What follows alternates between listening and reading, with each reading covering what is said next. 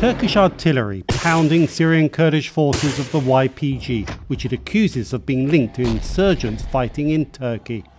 Ankara has blamed Kurdish groups, including the YPG, of carrying out a series of recent attacks against Turkey, including in Istanbul, a charge the YPG denies. Turkish forces plan to create a 30-kilometer deep security corridor inside Syria. Just in a short time, 3 attacks, they were killed, many civilians. This is number one. And number two, the military has explained that within the final 8 months, we lost more than 100 military services people. But the YPG is a close ally of the United States in its war against the Islamic State. The YPG says it suspended some of its operations against the Islamic State because of the looming Turkish threat. There's the danger that US government will be torn between 2 unsavory options. That is to say, abandoning their Kurdish allies that they've been fighting ISIS since 2014, or facing a confrontational relationship with Turkey. Washington is calling on Ankara to step back, a stance echoed by Moscow, whose forces control parts of Syria.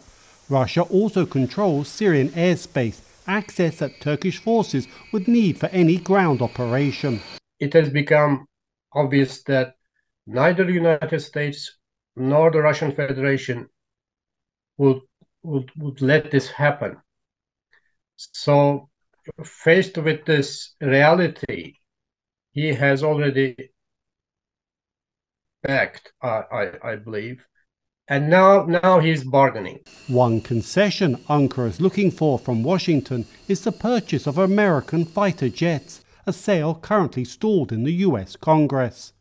But analysts say any step back by Turkey could be temporary, given that Turkish President Recep Tayyip Erdogan is facing re-election next year. I believe incentive for Mr. Erdogan to conduct these operations, because this will create a kind of a rallying around the flag movement. It may be delayed, but the threat, if it's called a threat, or the statement of an imminent military operation to northern Syria, will stay with us until the elections at least. Whatever Ankara's actions in Syria now, few predict any let-up in the coming months by the Turkish military in its targeting of the YPG. Dorian Jones for VOA News, Istanbul.